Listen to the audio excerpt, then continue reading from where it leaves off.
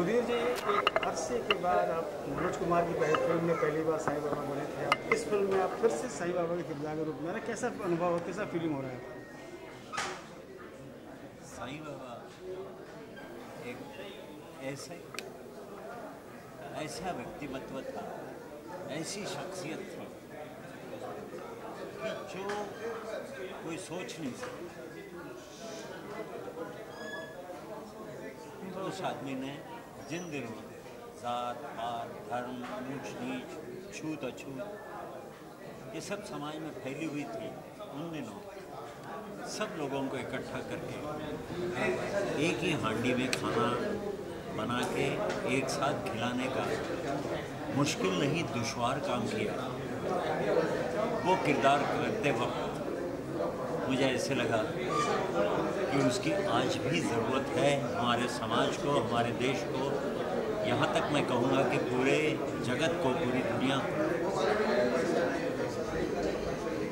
बाबा का जो पैगाम है वो इंसानियत का पैगाम। एक अच्छा इंसान बनना बहुत मुश्किल होता है और बाबा ने ये सीख लोगों को दी। अब मालूम नहीं उनके भक्त कहाँ तक उसको आचरण में, प्रैक्टिस में लाते हैं, लेकिन बाबा का किरदार पिछले 38 साल में मैं कई बार कर चुका हूँ। सिर्फ एक चीज़, बाबा का लिबास पहन के मेरी जिम्मेदारी बढ़ जाती है, लेकिन उसके साथ लोगों तक एक अच्छा संदेश, अच्छा पैगाम, एक अच्छा मैसेज पहुंचता है। इसके लिए मैं बाबा का किरदार करता रहूँगा, करते आया हूँ। अब जवानी में करना और इस उम्र में जाके करना, उसमें ज़रा फ़र्क पड़ता है। उन दिनों मैं बुढ़ापा मेरा शरीर पेल लेता था, अब ज़रा मुश्किल हो जाता है, लेकिन जहाँ तक हो सके मैं ज़रूर करूँगा और बाबा का संदेश लोगों तक, इंसानियत का संदेश, इंसानियत का पैगाम पहुँचाने की बाबा के लिबास में आके कोशिश करूँगा। ये मेरा वादा है। इसके लिए मुझे बार बार बाबा का किरदार करना पड़े और अच्छा पैगाम देना पड़े तो मैं बखुशी करता रहूँगा। सुधीर साहब, उस समय तो सबसे प्रथम बार आपने साईं बाबा का किरदार किया था, मनोज कुमार ने डायरेक्ट की थी। इस फिल्म को हरीश जोशी ने डायरेक्ट की है। दोनों में आप क्या कुछ डिफरेंस फील कर रहे हैं या उस फिल्म से ये फिल्म अलग हटके क्या है? शिरडी के साईं बाबा 1977 में जो रिलीज़ हुई, वो फिल्म सरला चैरिटी ट्रस्ट ने बनाई थी, जिसमें मनोज कुमार जी ने स्क्रीन प्ले और डायलॉग्स लिखे थे और उनके ब्रदर इन लॉ, मतलब उनके बीवी के भाई अशोक भूषण जी ने उसका डायरेक्शन किया और पांडुरंग दीक्षित जिन्होंने संगीत दिया था उस फिल्म में, पांडुरंग दीक्षित जी ने मुझे एक नाटक में देखा। मेरा चेहरा देख के उन्हें ऐसा लगा कि बाबा के लिबास में ही, बाबा के गेटअप में मैं अच्छा लगूंगा, सही लगूंगा, इसलिए उन्होंने मुझे बुलाया, गेटअप किया।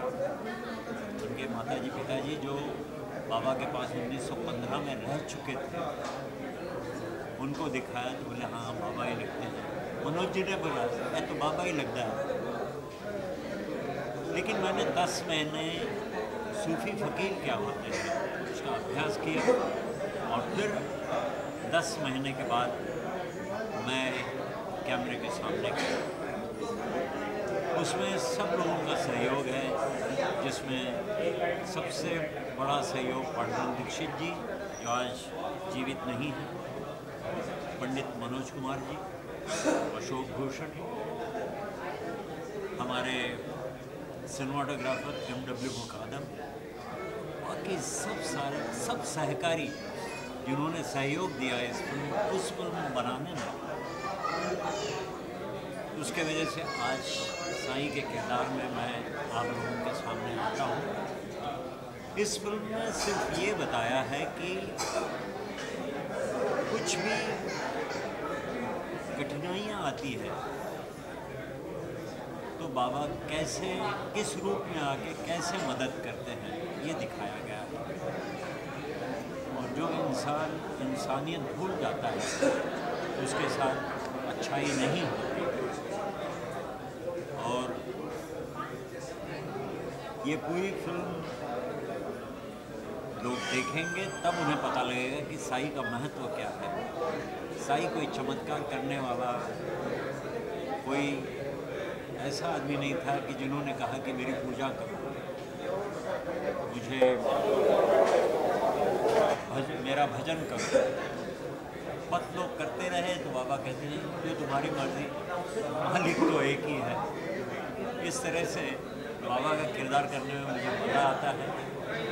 मेरा जीवन बाबा को समर्पित किया है मैंने, दूसरे भी किरदार करते रहता हूँ, लेकिन जब भी बाबा का आता है तो मैं करता ही करता हूँ, क्योंकि उसमें एक पैगाम जो है, एक संदेश है, जो आज के समाज के लिए सिर्फ भारत देश में ही नहीं है तो पूरी दुनिया के लिए ज़रूरी है। इंसानियत का पैगाम कि इंसान बनो। अच्छे इंसान बनना बड़ा मुश्किल होता है, कोशिश करो इंसान बनने की। इंसानियत को आचरण में लाओ, रोज़मर्रा की ज़िंदगी में इंसानियत से पेश आओ लोगों से, अच्छा इंसान बनो। बाकी तो मालिक है ही है, अल्लाह। सुधीर साहब, आपकी इसी लेकिन हाल ही में कुछ महीने पहले गुरु शंकराचार्य ने इसके खिलाफ एक आंदोलन छेड़ा, लेकिन आप जैसा कह रहे हैं कि साईं बाबा अपने आप को भगवान नहीं बोलते, तो आप गुरु शंकराचार्य के इस कदम को क्या सही मानते हैं या गलत? सॉरी, इसके बारे में मैं कोई कमेंट नहीं करना चाहूँगा। सर दादा आइए, दादा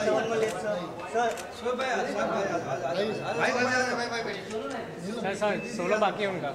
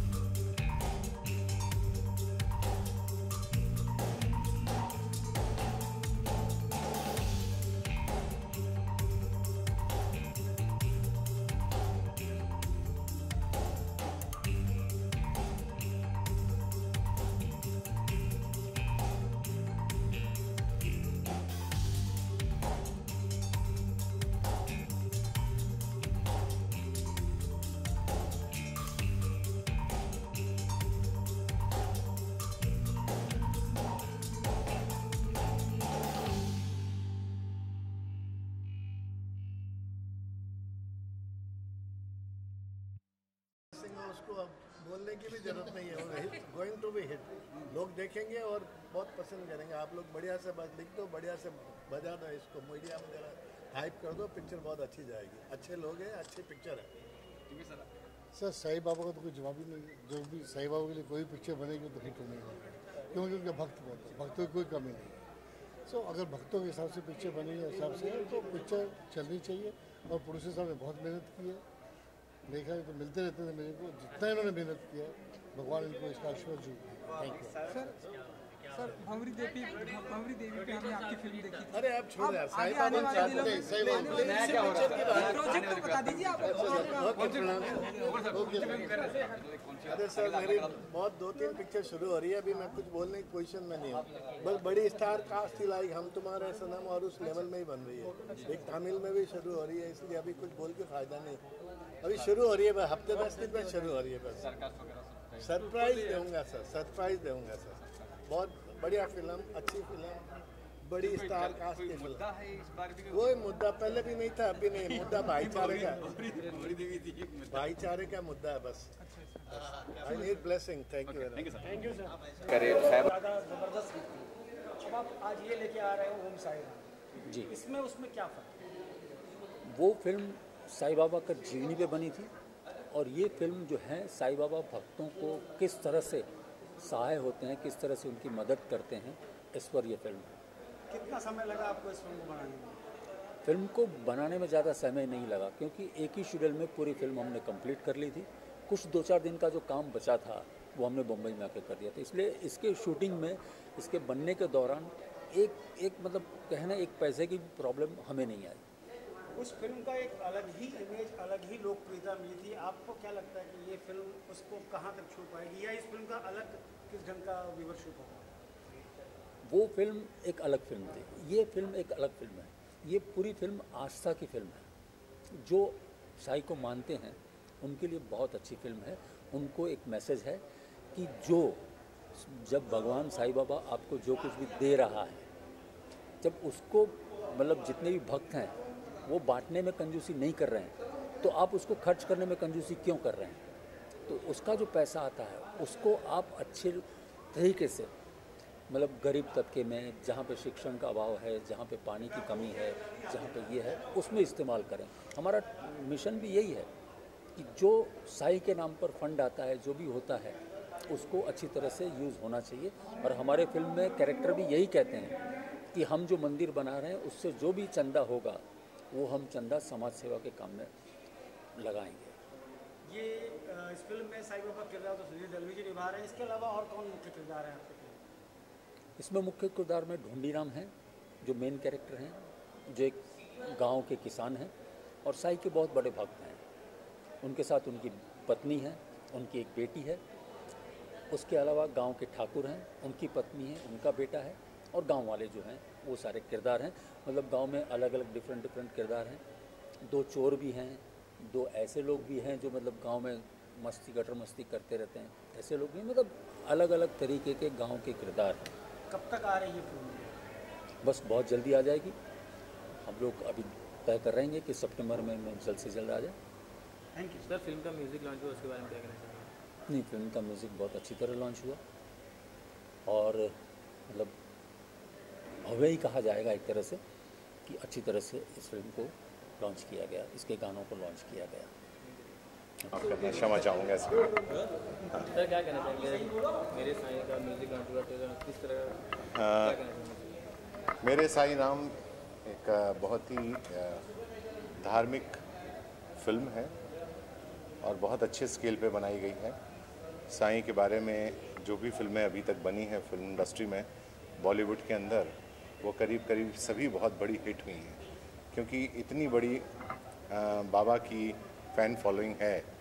पूरे देश में ही नहीं बल्कि विदेशों में भी इनकी इतनी फ़ैन फॉलोइंग है कि इनको देखने के लिए दर्शक हमेशा चाहते हैं कि इनका हर रूप देखें, हर आकार देखें। और ये फिल्म इसरार भाई की एक बहुत अच्छा प्रयास है उनका फिल्म बनाने के लिए। सुधीर जी इसमें साईं का किरदार कर, उनके बारे में क्या कहना चाहिए इतने समय से? मुझे तो लगता है सुधीर दलवी जी जो हैं इस रोल को करने के लिए ही पैदा हुए हैं। वो तो जब सेट के ऊपर भी बैठे रहते थे साईं बाबा का गेटअप करके, तो ऐसा लगता था कि बाबा स्वयं आकर वहाँ पर आ गए हैं। और मुझे लगता है कि सुधीर जी में बाबा की एक शक्ति आ जाती है और वो उस शक्ति की वजह से ही वो रोल को इतनी अच्छी तरह से निभा पाते हैं। मुझे तो लगता है कि बाबा स्वयं उनमें प्रकट हो जाते हैं और जब तक फिल्म की शूटिंग चलती है तब तक बाबा उनकी आत्मा के अंदर समाये हुए रहते हैं, और जब शूटिंग ख़त्म हो जाती है तो बाबा उनकी आत्मा में से निकल के बाहर चले जाते हैं और सुधीर दलवी जी एक साधारण इंसान बन जाते हैं। सर, अपने प्रोजेक्ट के बारे में बताएंगे? इन दिनों मेरा लाइफ ओके पे रिपीट टेलीकास्ट चल रहा है, देवों के देव महादेव। महाराणा प्रताप चल रहा है सोनी पर, और अभी अधिकार सीरियल है DD1 के ऊपर डेली 12:30 बजे। और मेरा एक नया शो जो अभी शुरू हुआ है सोनी के ऊपर, सूर्यपुत्र कर्ण, जिसमें मैं गुरु परशुराम की भूमिका निभा रहा हूँ। आज से 25 साल पहले मैंने पांडवों के गुरु द्रोणाचार्य की भूमिका निभाई थी, और अब 25 साल के बाद मुझे कर्ण के गुरु की भूमिका निभाने का सौभाग्य मिला है। देखें दर्शकों को पसंद आता है या नहीं आता है, वो दर्शकों के ऊपर निर्भर करता है। Thank you very much. क्या करेंगे? कैसे पैसे लूंगा ना इसका? इंटरव्यू करने के पैसे और पकड़ने के पैसे। रेडी? सुरेंद्र जी, आप आज इस मौके पर आए हैं ओम साई राम की ऑडियो रिलीज पर, क्या कहना चाहेंगे इस फिल्म को? ओम साई राम एक बहुत अच्छी धारावाहिक फिल्म है।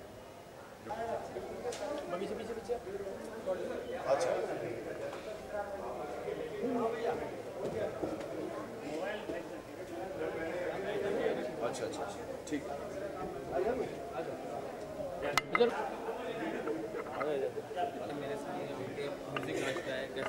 शिरडी वाले साईं बाबा आया है तेरे दर पे सवार। मैं तो यही कहूँगा कि साईं बाबा पे फिल्म, और मेरे भाई इसरार भाई, उन्होंने फिल्म को किया है और उन्होंने मुझे बुलाया। हमारी पुरानी जान पहचान है और हम लोग एक दूसरे को मानते हैं, और फिल्म भी साईं बाबा पे है। तो अब लोग ये ना कहे, लोग मुझे कहते हैं कि ये तो कट्टर मुसलमान है, ये तो सिर्फ मुसलमानों को। ऐसा नहीं है, मैं इंसानियत को सपोर्ट करता हूँ। साईं बाबा इंसान थे, और ऐसे इंसान थे जो आज दुनिया के सामने भगवान है, और उन्होंने भी कहा कि सबका मालिक एक है। तो हम सबको एक रहना चाहिए। हिंदू मुसलमान कुछ नहीं होता है, इंसानियत सबसे बड़ा धर्म है इंसान का। उसके बाद पन्ना खुलता है गीता और कुरान का।